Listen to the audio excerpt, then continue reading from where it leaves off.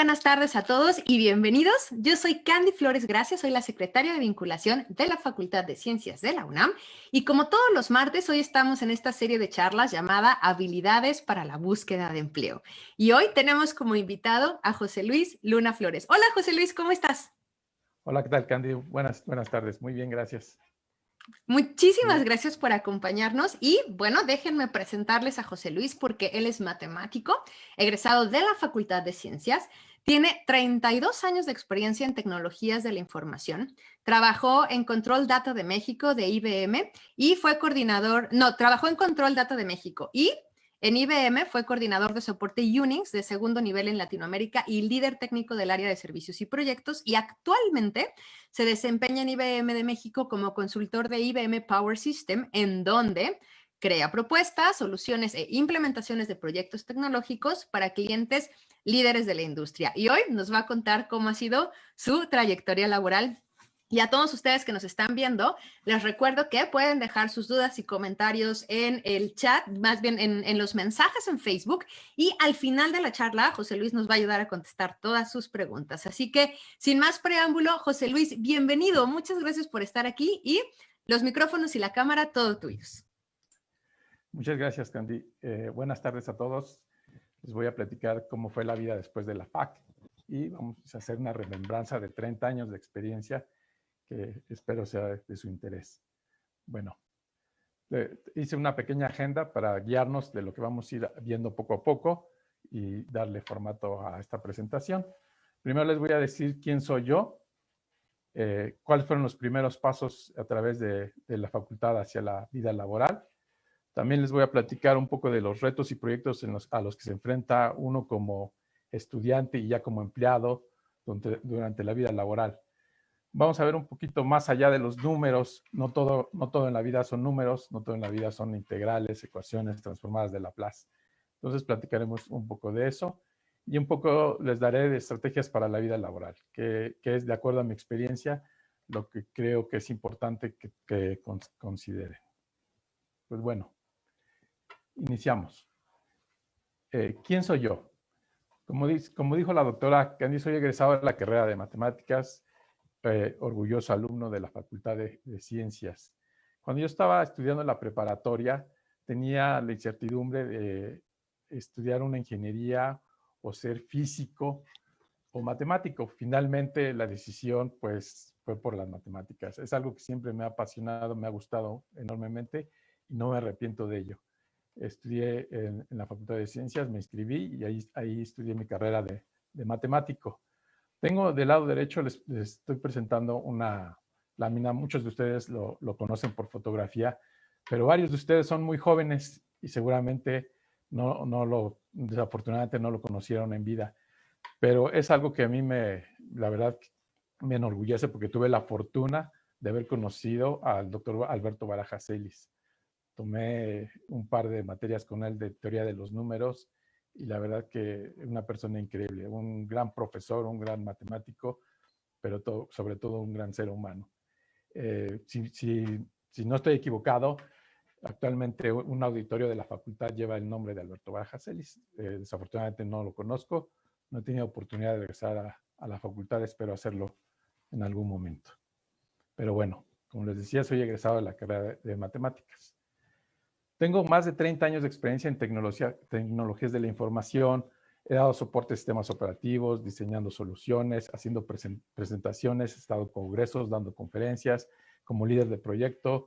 He apoyado áreas de preventa. También he dado capacitación. Durante un año estuve dando capacitación a clientes, a proveedores, a empleados sobre tecnologías de la información, de lo que yo he aprendido. Y bueno, esa es parte de mi experiencia. Más adelantito les voy a decir exactamente cómo ha sucedido eso. Actualmente soy consultor de sistemas IBM Power. ¿Qué es un IBM Power? Es un servidor o unas computadoras basadas en un procesador precisamente llamado Power. Es un procesador de alto rendimiento, se usa para inteligencia artificial. Esta imagen que estás viendo es la supercomputadora más poderosa del mundo actualmente. Se llama Summit y está basada en procesadores Power. Es un sistema IBM Power precisamente en el que actualmente yo trabajo. Previa a este tipo de servidor, a finales de los 90s había una... Ay, perdón, déjenme, me regreso. Perdón. Les comentaba, a finales de los 90 existían servidores IBM Power y había uno en particular que se llama Deep Blue. Ese Deep Blue, si ustedes googlean en internet, van a encontrar que jugó una partida de ajedrez con el actual campeón mundial Kasparov y le ganó. Después surgió otra generación que era Blue Gene, que se utilizaba para aplicaciones médicas. Y más adelante nació Watson basada en procesadores Power, que también era de inteligencia artificial y que aún es vigente. Watson se utiliza para muchas aplicaciones en la actualidad y ganó un concurso de Jeopardy en Estados Unidos. Tiene la capacidad de autoaprender. Y actualmente tenemos la Summit, que es la computadora más poderosa del mundo en la actualidad y está basada en procesadores Power. Summit es una máquina que tiene 200 petaflops, es decir, 200 trillones de instrucciones por segundo y 250 petabytes de memoria aproximadamente, más de 9,000 procesadores en clúster. Es una gran máquina. Eso es lo que actualmente yo veo en la empresa. Soy apasionado de la ciencia, la tecnología y las matemáticas. Me gusta mucho la robótica, me gusta mucho todos los libros de ciencia ficción, me gusta leer matemáticos, me gusta todo lo que esté relacionado con esos tipos de temas. Esto es lo que yo soy. Ahora vamos a pasar un poco a los primeros pasos. Permítanme un segundo porque...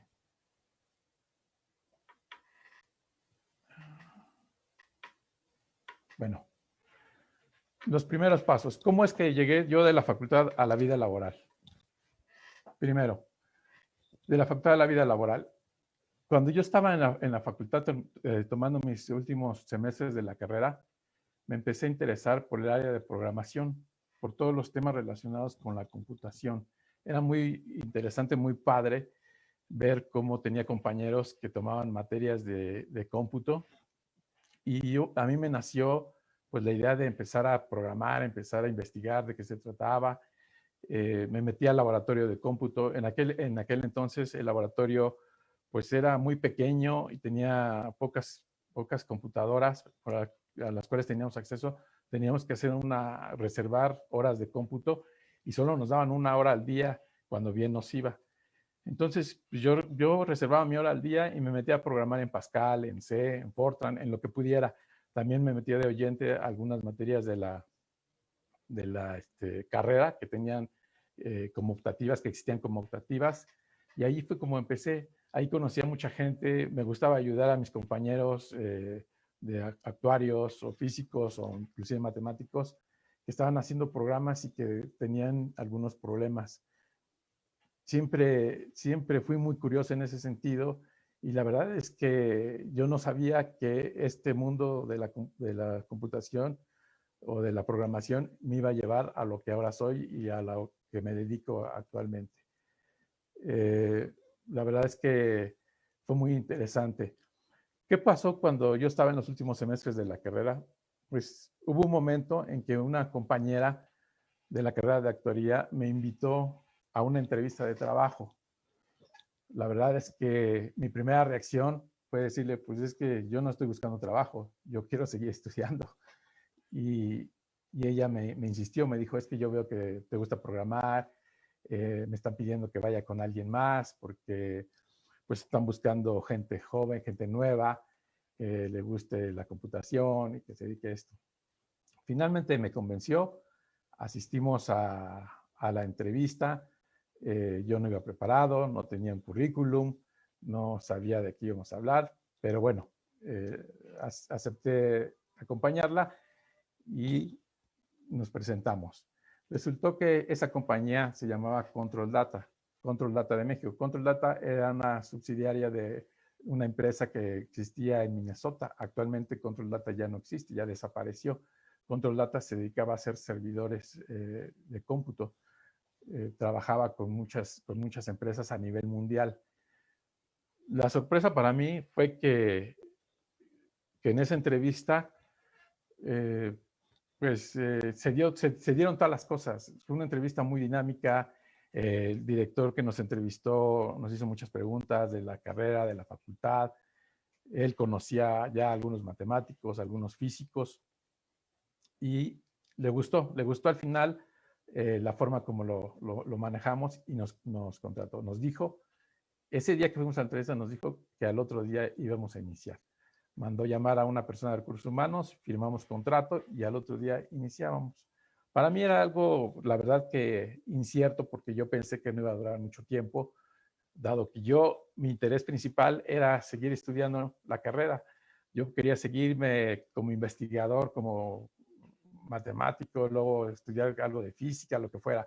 Ese era mi interés realmente. No estaba pensado o enfocado en trabajar en una empresa como Control Data. Sin embargo, pues ahí empezó todo mi camino laboral. Entonces, esta fue la primera oportunidad. En aquel entonces, en Control Data, yo empecé a dar soporte a sistemas operativos propietarios de la empresa. Había una máquina que era la Cyber 930, que se vendía muchísimo en México, con un sistema operativo NOSBI, se llamaba así NOSBI, y ahí empezamos a trabajar. Después la empresa trajo un sistema Unix, que fue el primer contacto que yo tuve con un ambiente Unix, y me empecé a interesar, empecé a aprender muchísimo de él. Igual empecé a dar soporte, se empezó a vender el equipo y trabajé mucho tiempo con ello.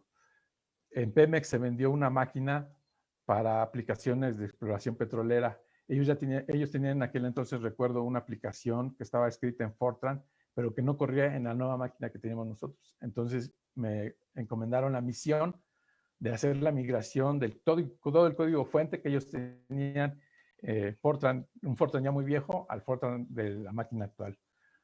Fue un trabajo alrededor de 6 meses, que afortunadamente finalizó pues muy padre, porque funcionó lo que ellos estaban esperando.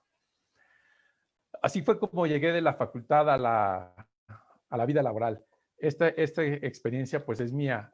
Yo sé que para todos pues es una experiencia diferente, va a ser diferente, puede ser algo parecido, pero finalmente esta es la forma como a mí se me presentaron las cosas. Quiero comentarles que yo todavía no terminaba la carrera y tenía que combinar la vida laboral con la vida en el trabajo. Iba en las mañanas a la escuela, regresaba a trabajar y en la noche seguía con la escuela. Pero bueno, vamos a ver a los retos que me he enfrentado durante estos más de 30 años. Obviamente tengo que resumir, porque pues la verdad es que es mucho tiempo, son muchos retos, muchos proyectos, pero voy a tratar de ser breve y ser certero en lo que quiero presentarles. Bueno, resulta que estando yo trabajando en Control Data, estuve cerca de 2 años, 9 meses, casi 3 años, digamos, ahí en la empresa. En un anuncio en el periódico, un día me encontré una convocatoria para una beca en IBM. La leí, la revisé, y la verdad es que me interesó muchísimo. Me interesó mucho porque yo todavía tenía la inquietud de seguir estudiando, de seguir aprendiendo. Todavía tenía así como que una edad en donde absorbes toda la información. Y entonces dije, pues una beca, ¿por qué no? O sea, puedo dejar el trabajo, después consigo otro, me voy a la beca de IBM a ver qué ofrecen, y quiero seguir aprendiendo cosas de cómputo, cosas de tecnología. Entonces, pues preparé todos mis documentos, porque ese anuncio lo vi un domingo y el lunes siguiente era el último día para entregar la información. Me presenté en las oficinas de la foto que ustedes ven actualmente, esa foto que están viendo. Estas oficinas son en Mariano Escobedo. Actualmente el edificio existe, pero IBM ya no está ahí. IBM se mudó a Santa Fe, a oficinas en Santa Fe. Entonces me presenté aquí en Mariano Escobedo, entregué mis documentos y pues me dijeron que esperara a que se comunicaran conmigo. Se comunicaran conmigo para decirme cuál era el siguiente paso. Bueno, no quiero alargarme mucho aquí en este punto, pero pasaron 6 meses desde que yo entregué mis documentos a que me hicieran una llamada y mi primera entrevista. Y quiero decirles que pasé por 9 entrevistas y 3 exámenes en diferentes periodos. O sea, un mes me llamaban, me decían, ven a entrevista, otro mes me llamaban, ven a examen, y así estuve. Yo pensaba que ya nos iba a dar la oportunidad, se veía muy remoto, se veía complicado, pero pues un día resulta que me llaman y me dicen, José Luis, te hablamos de IBM y queremos decirte que estás aceptado en la beca, que fuiste aceptado y que empiezas el día de mañana. Dije, bueno, pero ¿cómo? Era un miércoles, si mal no recuerdo, el jueves tenía que iniciar y pues no sabía qué hacer. O sea, son los primeros momentos a los que te enfrentas en donde tienes que tomar decisiones. Quiero que sepan que nuestra vida está llena de oportunidades y de decisiones que nosotros tenemos que tomar en un momento dado. Siempre tenemos que decidir, voy o no voy, me inscribo o no me inscribo, estudio o no estudio, viajo o no viajo, lo hago o no lo hago. Siempre tenemos que tomar una decisión y aquí esta es una de las decisiones importantes que tomé en mi vida. Decidir si continuaba en Control Data o me iba a la beca de IBM. En IBM no era un salario el que me ofrecían, sino una ayuda económica que era como el 25% de lo que yo ya estaba percibiendo en ese momento en Control Data. Era una decisión importante en mi vida, pero al final me ganó la pasión y lo que a mí me gustaba, estudiar. Quería seguir estudiando, quería seguir aprendiendo. Entonces, pues dije, pues al otro día me presenté, voy a IBM. Aquí en Mariano Escobedo, donde ustedes ven ese edificio, a un lado había otro edificio de 11 pisos, que era el centro educacional de IBM en aquel entonces. Ahí fue la cita, ahí nos presentamos los que habíamos sido seleccionados para la beca y ahí inició, ahí nos dieron la primer plática, nos dijeron de qué se trataba, iba a ser un plan de un año en el cual durante un año íbamos a estudiar en periodos por semana, cada semana o cada 15 días íbamos a tener un examen. Iban a ir evaluando todo nuestro aprovechamiento y dependiendo de cómo estuviéramos o cómo sintieran ellos que andábamos, era si continuábamos con la beca o prescindían de nosotros.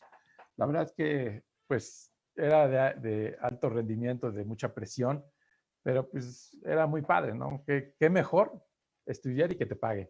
Eso pues no se compara, ¿verdad?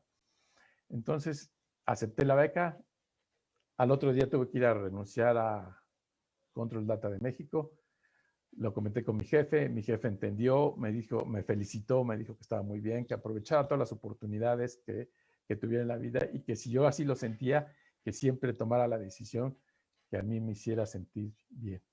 Entonces, aproveché y entré a la beca de IBM. El departamento en el que estábamos, al cual estábamos afiliados en la beca, era de soporte de software. Lo que los ingenieros veían en ese momento era todos los defectos que resultan o que pasan en el software de los sistemas operativos.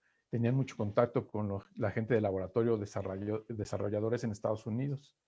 Y pues bueno, así inició mi aventura por la beca. Les comento que habíamos firmado un contrato por un año dependiendo del aprovechamiento que tuviéramos.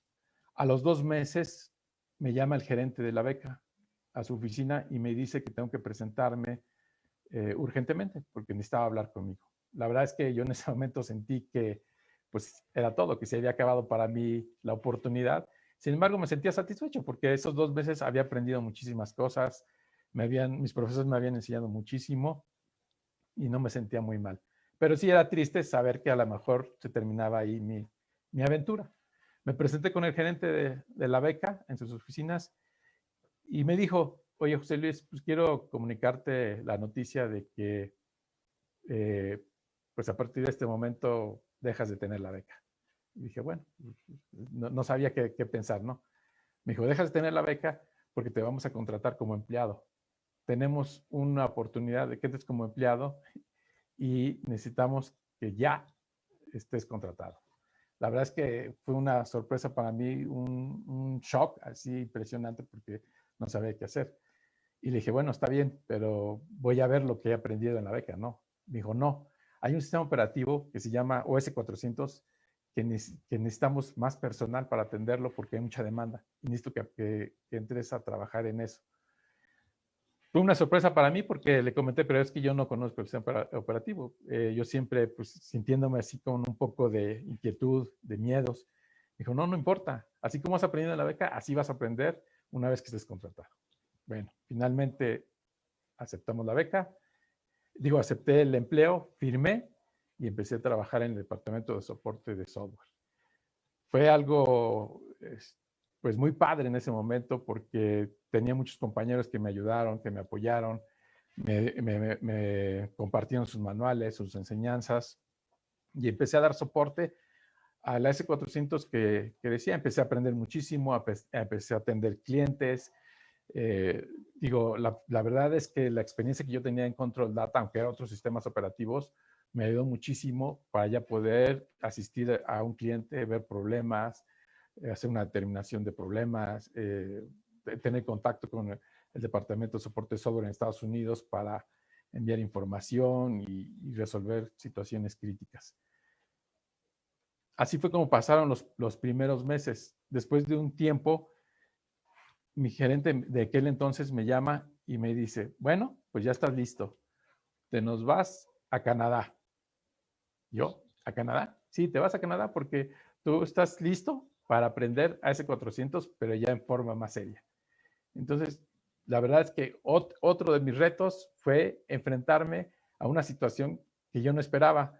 Es una situación que, digo, ahí en la foto del medio me están viendo cómo estoy trabajando en Canadá con los servidores S400, pero uno es joven y tiene muchas inquietudes. Yo no había salido del país nunca.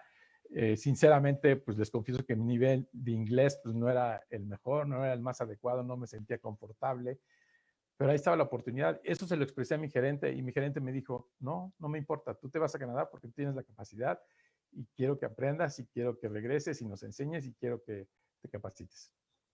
Bueno, pues fue uno de mis primeros grandes retos.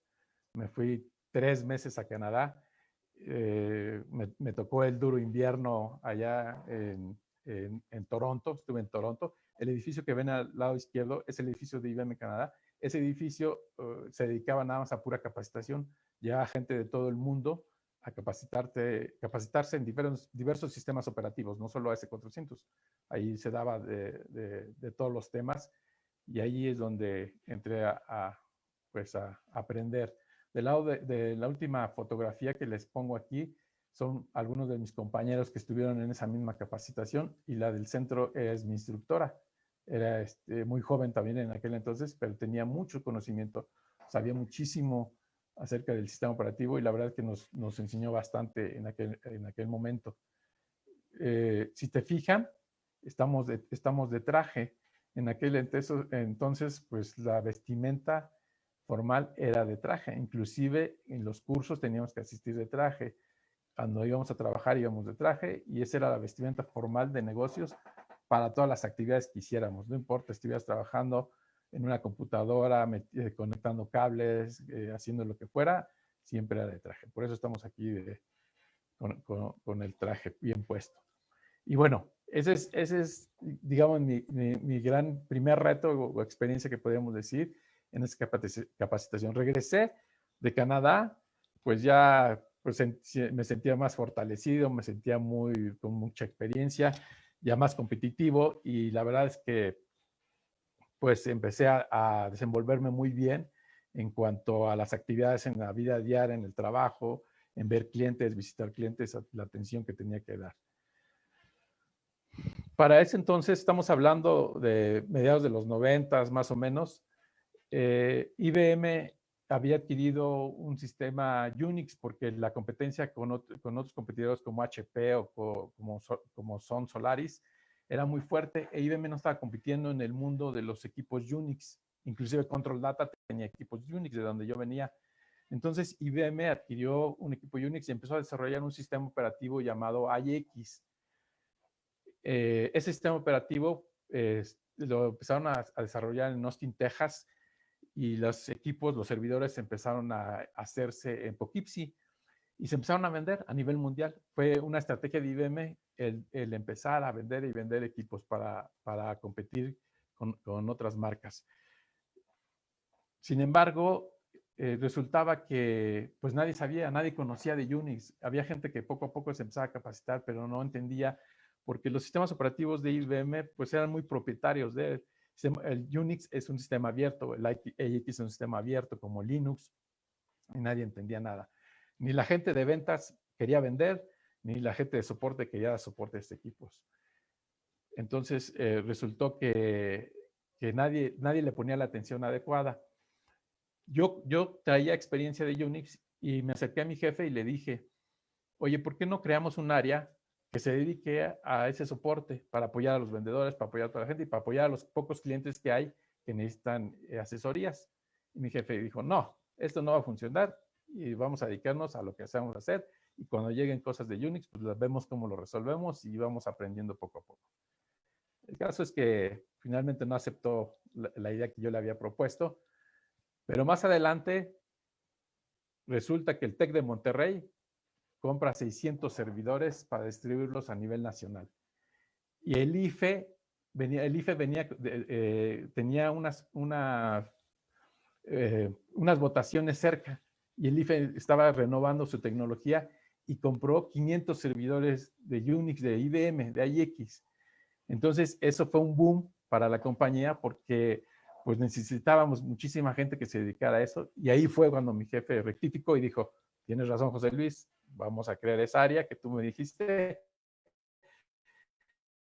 Y al principio pues éramos 2 empleados y mi jefe más viendo el sistema IX, pero preparamos material, preparamos cursos, hicimos muchas cosas para aprender y para empezar a desarrollarnos en ese ambiente que era nuevo para la compañía. Sucedió que fue todo un éxito, empezó a crecer, porque no solo el TEC, no solo el IFE, sino otras compañías empezaron a comprar sistemas operativos Unix y era un boom. Entonces, los desarrolladores en Estados Unidos le pidieron a México que fuera el soporte de segundo nivel de toda Latinoamérica, porque todos los países de Sudamérica, Argentina, Brasil, Chile, Colombia, mandaban los reportes directos a Estados Unidos. No entendían qué estaba pasando porque igual tenían poca experiencia en esos ambientes. Entonces, nosotros ya habíamos aprendido algo y empezamos a trabajar sobre eso, y por eso nos propusieron ser el soporte en Latinoamérica de nivel 2. Ahí fue cuando fuimos asignados, mi compañero y yo, a ese soporte. Nosotros recibíamos todos los reportes de México y de todo Centroamérica y de Sudamérica, y de ahí si algo se nos atoraba o algo no podíamos resolver, lo teníamos que mandar con nuestros compañeros en Austin para que nos ayudaran a resolver los problemas a los que nos enfrentábamos.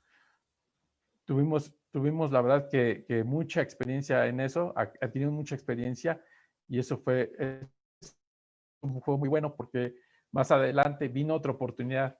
Me dijeron la gente del laboratorio allá en Austin, Texas, me pidió que me fuera a trabajar con ellos unos meses para que aprendiera yo de ellos, de cómo es que lo hacían, para que yo regresara a México y enseñara. Mi compañero, por cierto, que estaba conmigo, ya había renunciado.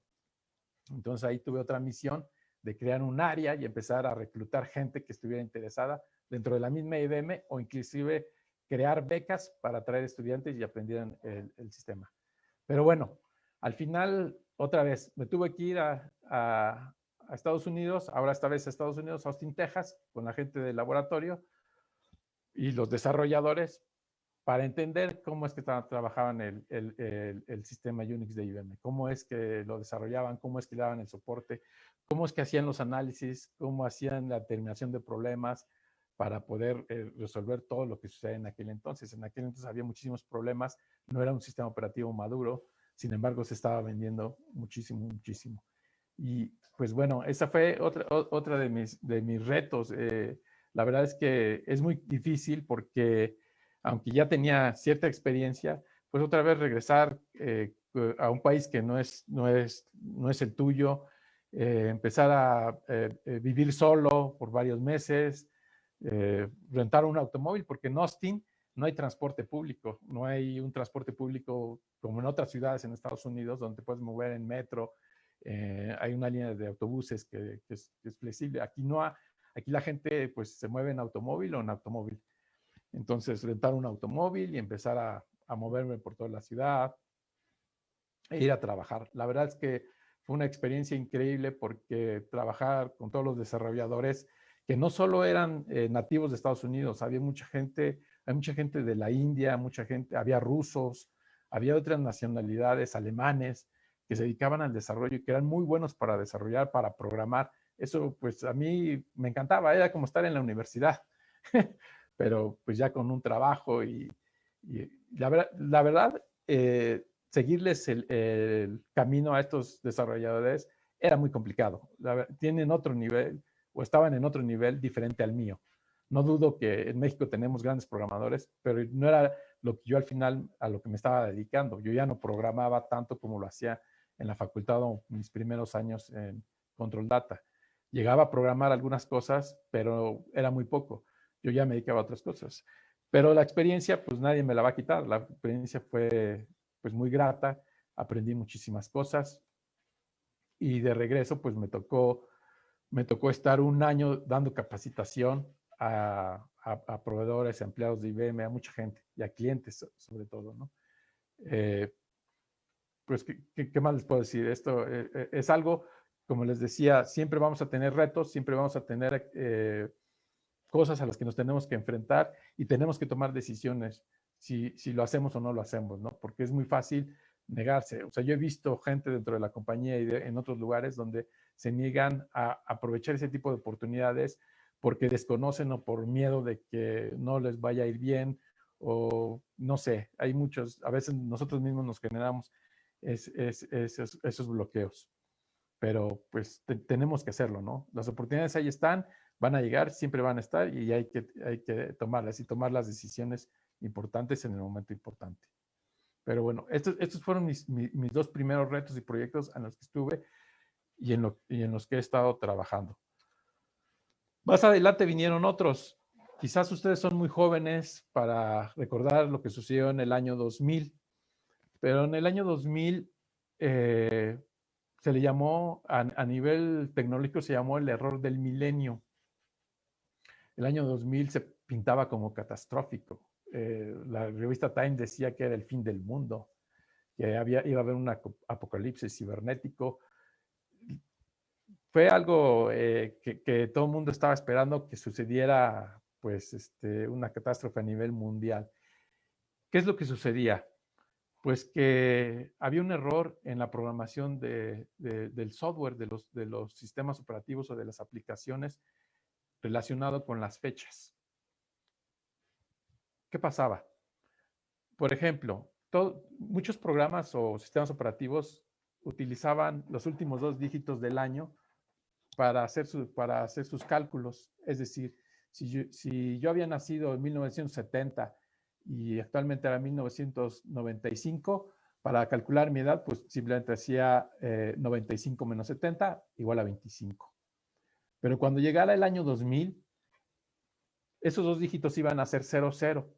Entonces, si yo mantenía el mismo código, la resta iba a ser 00 menos 70, va a resultar un número negativo, menos 70. Eso era catastrófico, sobre todo a nivel financiero, en los bancos, con las cuentas, con todo lo relacionado con las aplicaciones, con clientes. Entonces, pues lo que se tuvo que hacer, y eso se hizo desde años previos, no sé, 5 o 6 años previos, que se empezó a planear todo esto, pues se invirtió miles de millones de dólares para hacer una reprogramación o reingeniería del software. O sea, fue algo maratónico que quizás muchos no lo vieron porque todo fue detrás de eso, ¿no? Pero se invirtió muchísimo tiempo, dinero y esfuerzo. Y México no fue la excepción.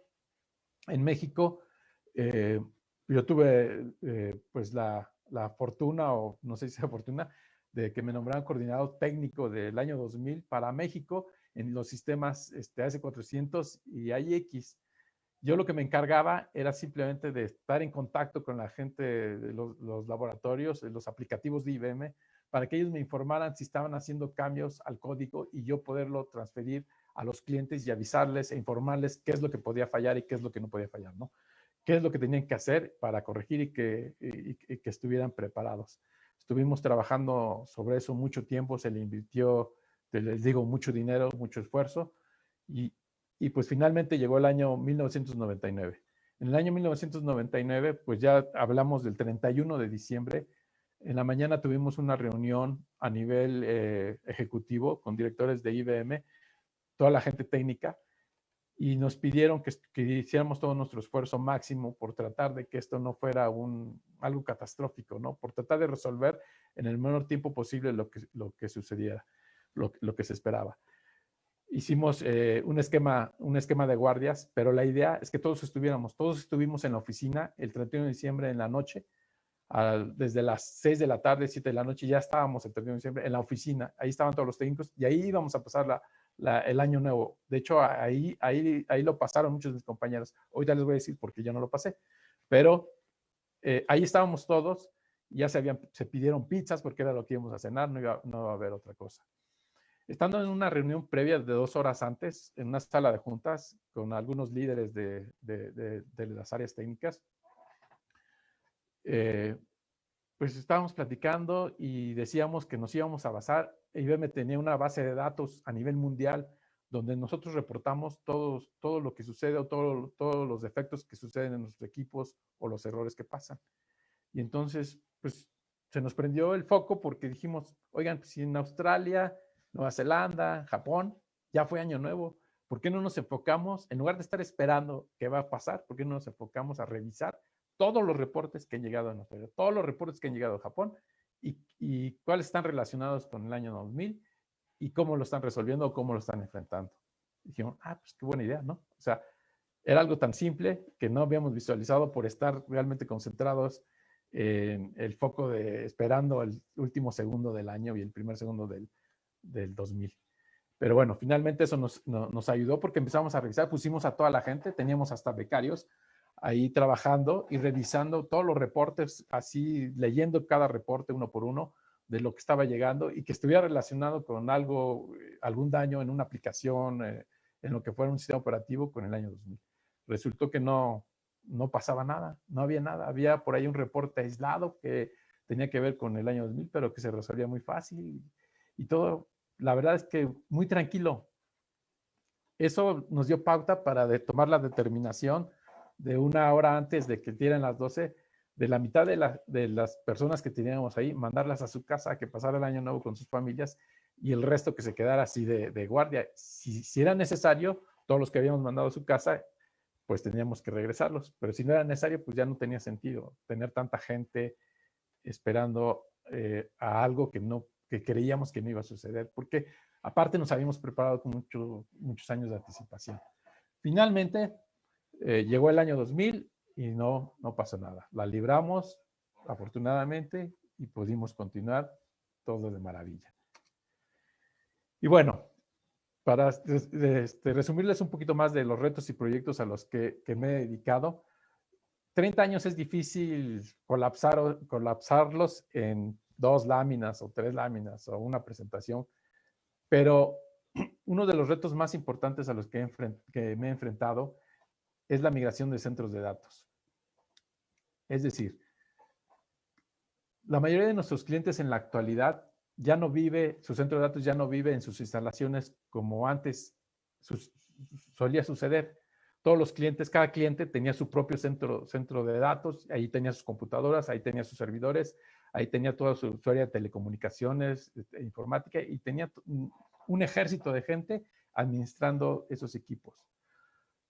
Después, pues, se dieron cuenta que ese no era su negocio. Su negocio, pues, es, por ejemplo, el caso de Liverpool, es tienda departamental, el caso de Scotiabank, pues, es el área de finanzas, el caso de Grupo Modelo, pues, vender cerveza, ese es su negocio. No dedicarse a comprar computadoras y desarrollar programas. Entonces, empezó el modelo donde todos los proveedores de cómputo como IBM, pues se encargaban de ese negocio En lugar de decíamos al cliente, a ver cliente, tú déjanos el negocio a nosotros nos encargamos, yo te lo administro, yo te compro los equipos que necesitas y siempre te voy a mantener a la vanguardia, siempre voy a estar renovando tus equipos para que te mantengas en el último, en la última moda de cómputo y nunca estés desactualizado.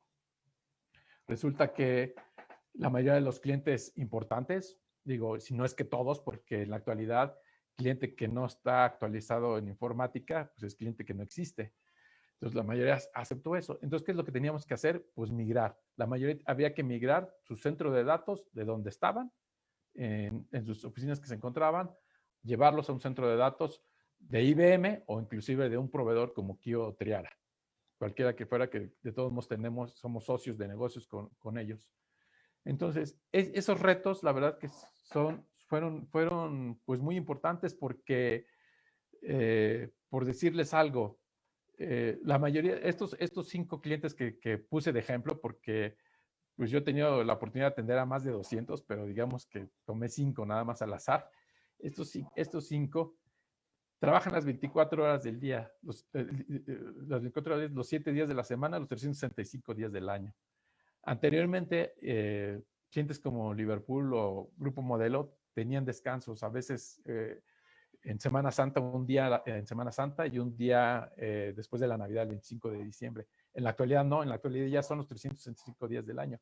Entonces, los 365 días del año tienen que estar, y las 24 horas del día tienen que estar arriba sus servidores, tienen que estar operando sus servidores, tienen que estar trabajando, porque ahora con la moda del internet y todo esto, pues yo puedo hacer compras en línea, yo puedo hacer transacciones en línea y yo me puedo conectar a las 2 de la mañana o un domingo en la mañana o el día que yo quiero hacer una transacción, quiero hacer una compra y debe estar disponible. Entonces los servidores tienen que estar 100% disponibles. El reto aquí, pues es cómo me llevo todo un centro de datos de una ciudad a otra ciudad inclusive, porque la mayoría nos las hemos llevado de la Ciudad de México a Monterrey, a Querétaro y a algunos otros lugares. Entonces, eso es algo complicado en donde tenemos que hacer una planeación, una estrategia, cómo vamos a disminuir el tiempo que las aplicaciones estén fuera. Hay clientes como Grupo Modelo que pierden millones de dólares por el hecho de que tuvieran parados sus ambientes un par de horas. Es un derrame brutal de miles de litros de cerveza. O clientes como armadoras de Volkswagen, Ford, que no pueden parar la planta. Detener la planta cuesta muchísimo dinero por una falla en las computadoras o en los servidores.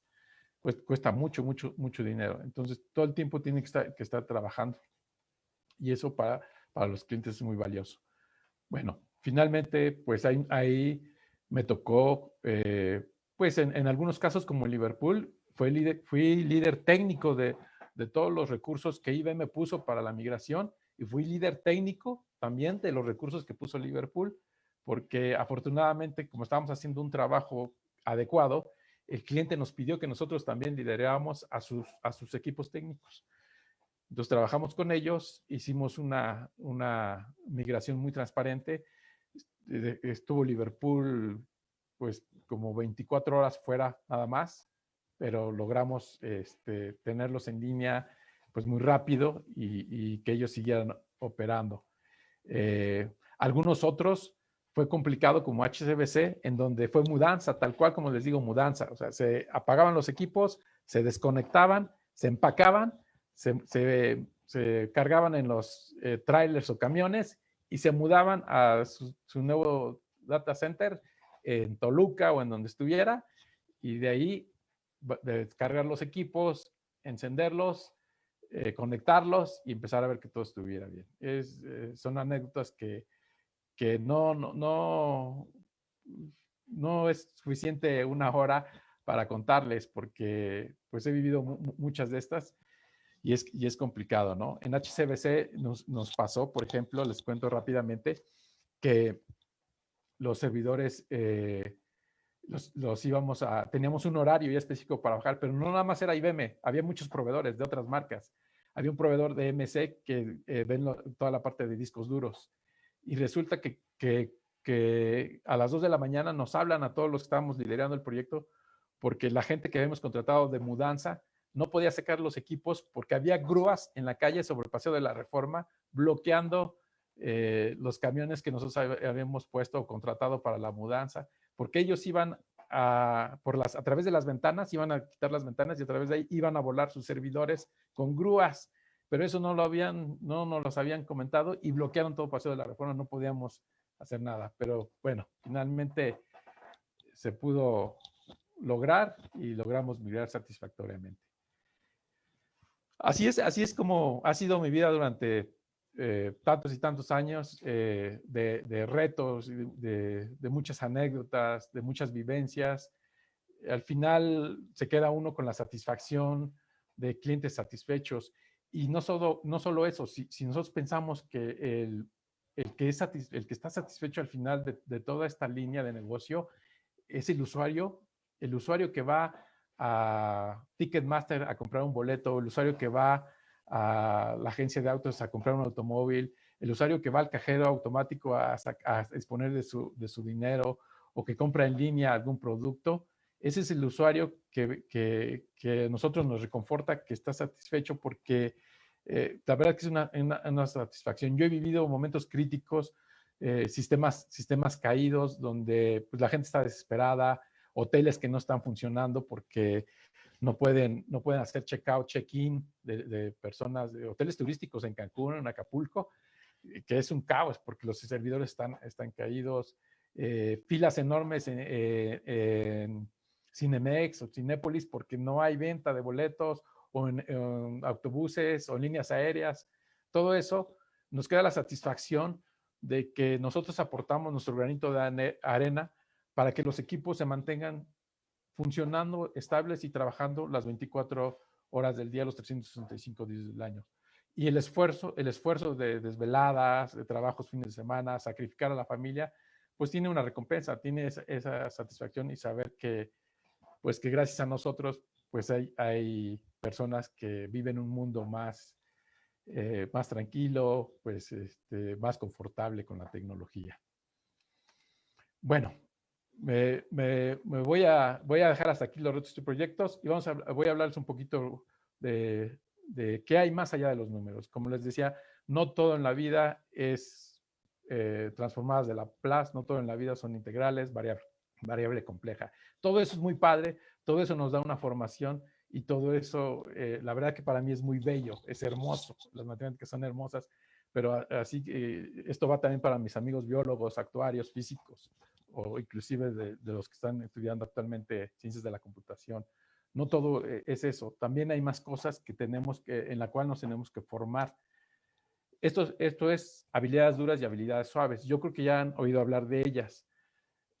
Hay habilidades duras que se adquieren durante la carrera, como son conocimientos técnicos, pensamiento matemático, el uso de software, lenguajes de programación, el uso de herramientas, porque los ingenieros utilizan muchas herramientas y las aprenden a utilizar durante la carrera, el resolver problemas, la formación en la universidad nos da esa capacidad de poder resolver problemas. Eso no lo adquirimos en la carrera y está muy bien que lo aprendamos bien. Tenemos que enfocarnos en ello porque es parte de nuestra carrera. Pero hay habilidades que normalmente no se aprenden, habilidades duras que no se aprenden en la carrera y que son importantísimas y que quiero que le den foco a ustedes. Por ejemplo, el dominio de idiomas extranjeros. En la actualidad vivimos en un mundo global y es importantísimo que aprendan uno o hasta dos idiomas o más si se puede. ¿Por qué? Porque no importa lo que se dediquen a la investigación, a la docencia, a trabajar en la industria, siempre va a haber una oportunidad de ir a hacer una maestría al extranjero, a Europa, Asia o Estados Unidos, a donde sea. Entonces, deben enfocarse desde ahorita, si no lo manejan, empezar a estudiar un idioma. El inglés sobre todo, y si pueden otro idioma también. La universidad, la UNAM, cuenta con muchas herramientas para hacerlo. Tienen una escuela, tienen oportunidad de entrar al CENLEX, o sea, estudiar de alguna manera. Y si tienen la oportunidad de pagárselo, pues páguenselo. Digo, puede ser caro, pero vale la pena, ¿no? Técnicas de expresión escrita también hay que aprender, comprensión de lectura y conocimiento de nuevas tecnologías. No se queden nada más en lo que la carrera les da. Busquen nuevas oportunidades, busquen en internet, hay cursos, en la misma Facultad de Ciencias creo que ofrece capacitación extra tomen todo lo que puedan. Ahorita son como una esponja, son jóvenes, pueden aprender todo lo que quieran. Les estoy compartiendo una liga de una herramienta que IBM está proporcionando de manera gratuita, eso es importante, y es pública, donde ustedes pueden aprender blockchain, ciencia de datos, inteligencia artificial, design thinking y ciberseguridad. También pueden aprender habilidades profesionales. No lo dejen pasar, es gratis, se pueden inscribir, pueden entrar y pueden aprender estas tecnologías y sobre todo de habilidades profesionales. Pero bueno, estas son las habilidades duras que son importantísimas. Pero hay otras habilidades que son las suaves, que normalmente no le ponemos mucha atención y que debemos darle pues la prioridad que se merecen. Esas habilidades suaves son trabajo en equipo, liderazgo, comunicación, administración del tiempo, todas las que les estoy listando aquí, técnicas de negociación, finanzas personales. Todo eso no nos lo enseñan en la carrera, o en muchas carreras no nos lo dan, quizás en algunas carreras den algunos puntos, otros no. Pero son importantísimas y desde ahorita ustedes deben empezar a desarrollarlas, deben tomar capacitación, estudiar. Yo sé que ustedes entran al YouTube, entran al Facebook, ahí van a encontrar muchas cosas de este tipo, pueden capacitarse, pueden aprender, pueden también tomar capacitación, si se tiene que pagar, se tiene que pagar, pero si no es necesario, mucha información gratis en el mundo del Internet. Es importante que sepan que toda mi habilidad dura, todo lo que yo sé técnicamente, me va a dar todas las oportunidades para las entrevistas de trabajo. Pero ¿qué creen? Que las habilidades suaves son las que me van a hacer que me contraten. Esas son importantísimas y son las que me van a dar pues todo el perfil que necesito para ser una persona de mucho éxito en la vida laboral, no importando a lo que me dedique. Repito, puedo ser investigador, puedo ser profesor o puedo dedicarme a la industria. Para esto siempre va a ser importante. Y no olviden otra habilidad que es importante, que son los valores, ¿sí? Puntualidad, responsabilidad, respeto, honradez. Eso va a ser siempre, va a ir acompañado de su vida, no solo laboral, su vida diaria. Tiene que ir acompañado, ¿no? Cuando tengan duda en qué es lo que tengan que hacer o qué opción tomar, siempre tomen la opción correcta. Siempre hagan lo que quieran que es correcto para ustedes y lo que tengan que hacer. Y en base a valores, como les digo. Bueno, y unas estrategias para la vida laboral. Este temario que puse no está enfocado a que pues, les diga exactamente por qué, qué tienen que hacer para su vida laboral o cómo prepararse. Sin embargo, no quiero dejar de mencionarlo porque, de acuerdo a mi experiencia, creo que es importante para ustedes. Y si no me equivoco, también tienen aquí en Vinculación Ciencias, tienen muchos temas de estos y cada semana se los presentan. No dejen de verlos, son importantísimos cuando ustedes se presenten a una entrevista o cuando en su currículum. Punto número 1, conocer la empresa. Es importante conocer la empresa. Si a mí me buscan para una entrevista en Grupo Bimbo, tengo que saber a qué se dedica Bimbo, tengo que saber cuáles son sus valores, cuál es su meta de Bimbo, qué es lo que hacen. No, o sea, no puedo omitir eso, ¿sí? No puedo llegar a decir, no, pues que yo vengo para administrar el centro de cómputo. No importa. Hay que conocer la empresa a lo que se dedica. Hacer un currículum enfocado es importante. O sea, si Bimbo pide ciertas características, en el currículum hay que enfatizar todos los temas, todos los puntos que ustedes son fuertes en ese tema, enfocados a lo que Bimbo está pidiendo o la empresa que estén yendo a la entrevista. Practiquen preguntas y respuestas. ¿Qué les pueden preguntar? ¿Cómo pueden responder? Conozcan sus fortalezas y sus debilidades. Muchas veces no sabemos cuáles son mis fortalezas, cuáles son mis debilidades. Investiguen el código de vestimenta. En la actualidad es importante porque ya el código de vestimenta está relajado. Siempre vayan un punto hacia arriba de como se visten, pero no tratar de hacer match con lo que están vistiendo en la empresa para que pues desde el principio haya congruencia. Cuiden su marca personal. Ustedes cuando pertenezcan a una empresa van a ser de la empresa, adentro de la empresa y fuera de la empresa. Siempre van a representar la empresa aunque no estén laborando en ese momento. Entonces cuiden su marca personal siempre. Así que, ¿cómo quieren que los conozcan? Eso es importante que se hagan esa pregunta. y cuiden su imagen en las redes sociales. Este punto, la verdad que es básico, importantísimo en la actualidad. Muchos saben que pues, por hacer un Twitter que pues, no es correcto, han sucedido muchos despidos o han pasado muchas cosas desagradables. Cuiden esa imagen porque los áreas de recursos humanos en la actualidad revisan las redes sociales de los entrevistados. Entonces, tengan mucho cuidado en eso. Y pues bueno, no quiero alargarme mucho porque ya el tiempo es corto. Y para finalizar, quiero darles las gracias. Quiero decirles que sigo siendo sangre azul y piel dorada. Quiero que se sientan orgullosos de ser universitarios, que compartan siempre sus conocimientos, sean generosos y apoyen siempre a la universidad. La verdad es que es nuestra máxima casa de estudios y nos da todas las herramientas, todo lo que podemos ser en la vida laboral y lo exitosos que podamos ser. Pues muchas gracias y pues con esto termino. No sé si haya preguntas. José Luis, muchísimas gracias. La verdad es que hay montones de preguntas, pero no estoy segura de que nos vaya a dar tiempo. Lo que sí quiero agradecerte es de verdad las historias que nos contaste. Qué impresión. Yo, o sea, yo sí me acuerdo del año 2000, pero, y claro que entendía que había un problema, pero ahorita como lo contaste fue increíble, ¿no? Además, esta historia también de las grúas, bueno, son cosas que uno no se imagina y pasan. Estoy segura que buscaremos otra oportunidad para que nos compartas estas historias, porque creo que nos tenías a todos fascinados y sobre todo nos habla de otras cosas que pasan en los trabajos y a veces se nos olvidan, ¿no? Así Y que es. son fundamentales. Entonces, te voy a hacer solamente una o dos preguntas y te pediría, si puedes, ¿no? Ya sea que te ayudes a contestarlas las demás a través de Facebook o te las mandamos por correo y nosotros se las vamos contestando a la gente porque de verdad hay muchas preguntas. Pero lo Claro que primero sí. que me parece importante dice, ¿qué consejo podrías darnos y qué te gustaría que te hubieran dado en su momento en la etapa de transición universidad-empleo?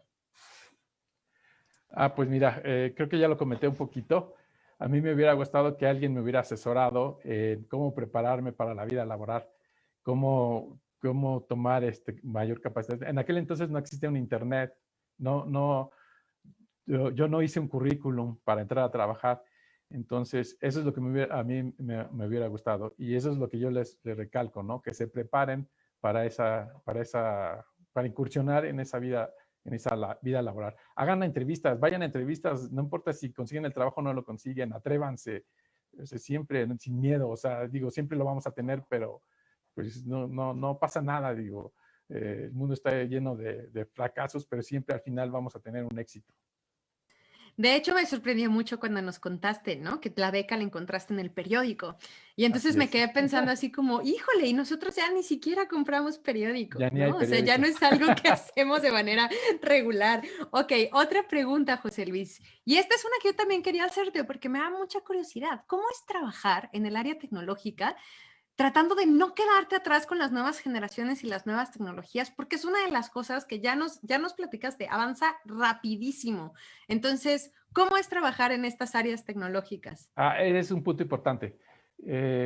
Fíjate que trabajas con una tecnología en el momento, pero siempre tienes que estar renovándote, siempre tienes que estar en capacitación, tienes que ser autodidacta, tienes que aprender nuevas tecnologías. Todos los cursos que llegan hay que aprovecharlos. No, nunca dejamos de estudiar, ¿eh? O sea, la universidad simplemente es el primer paso de la carrera maratón que vamos a correr. O sea, es el calentamiento. O sea, la universidad simplemente es la calistenia. Después ya viene la carrera que nosotros vamos a decidir.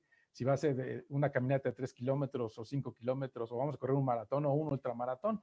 Pero estudiar, así como los médicos y otras carreras, que siempre hay que estar a la vanguardia y actualizado. En la área tecnológica, pues es muy padre porque nos llega todo por adelantado. Nosotros ya sabemos que va a salir el próximo año.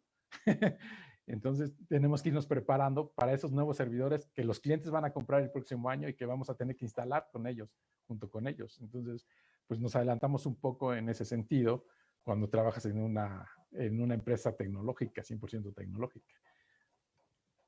Muchas gracias, José Luis. Y una última pregunta. Esta está muy interesante. Es alguien que dice que justamente cuando estaba en sus tiempos de estudiante, tuvo la oportunidad de aprender un poco de programación en Pascal, pero que jamás lo entendió. Entonces, su pregunta es, si tú consideras que para dedicarte a esta profesión, ¿es talento o es perseverancia? Es buena pregunta, es difícil de contestar, pero yo creo que la perseverancia siempre nos va a dar la oportunidad de alcanzar el objetivo que nosotros queremos. Obviamente el talento va a salir siempre que seamos disciplinados, que hagamos las cosas con pasión. Hagan las cosas con pasión, realmente lo que les gusta, háganlo, pero con verdadera pasión. Y ese talento, pues, va a salir, aunque no lo tengamos, pues se va a aprender y va a resultar. ¿Sí? Puedo tener mucho talento, pero si no tengo ganas de hacerlo, pues no va a pasar nada. Si no tengo ganas de estudiar, pues así sea muy talentoso, pues no voy a sacar 10, ¿no? Es importante la perseverancia. Yo creo que la perseverancia siempre va a ser más importante que el talento. José Luis, pues muchísimas gracias, de verdad. Nos encantó escuchar tu historia y te juro que vamos a encontrar la manera que nos cuentes más historias de todas las travesías que has pasado en Sí, estos me años. gustaría porque son muchos años y me faltó muchísimas cosas que decirles, que contarles. La verdad es que me quedé corto porque pues, tenía muchas cosas que mostrarles y sobre todo pues el gusto de saber que vienen más generaciones, nuevas generaciones a las cuales pues hay que transferirles todo ese conocimiento para que pues para ellos sea un poquito más digerible, ¿no? El entrar al mundo laboral. José Luis, antes de irnos, un último consejo a todos esos futuros matemáticos que nos están viendo el día de hoy. Pues que los felicito por estudiar matemáticas porque la verdad es que es algo hermosísimo. Yo no dejo de pensar en ello, ¿no? Y quiero decirles que se pueden dedicar a lo que sea. Ustedes como matemáticos pueden estar en la docencia, pueden estar en la investigación y pueden estar en la industria. Tienen todo el talento para competir con quien quieran. Inclusive pueden llegar a dirigir una empresa. O sea, es tanto el talento que irradia la gente que estudia la carrera que a veces no lo conocemos porque pues estamos viviendo en un mundo abstracto, muy matemático. Y así es nuestro perfil, pero siéntanse muy confiados. Pueden hacer lo que sea y lo que quieran, dedicarse, competir con quien quieran. Y pues adelante, ¿no? O sea, no se limiten, la verdad, que el mundo es matemático, el mundo está lleno de matemáticas. Y gracias a eso tenemos la tecnología que tenemos actualmente. Pues muchísimas gracias, José Luis. Muchísimas gracias a todos que nos estuvieron viendo el día de hoy. Les recuerdo que esta charla de José Luis, así como las demás charlas que hemos tenido en esta serie de La vida después de la FAC, las pueden consultar a través de nuestro canal de YouTube. Y también, ya les contaba José Luis, que pueden ver todas las otras charlas que estamos haciendo los jueves a la 1 de la tarde sobre habilidades para la búsqueda de empleo, en donde las empresas que son aliadas de nuestra bolsa de trabajo nos comparten algunos de los errores que cometemos generalmente, ¿no? Y nos dan tips para poder solucionarlos y poder presentarnos de mejor manera ante una oportunidad laboral. José Luis, muchísimas gracias a todos que nos están viendo. Nos vemos muy pronto. Adiós. Gracias a ti. Hasta luego.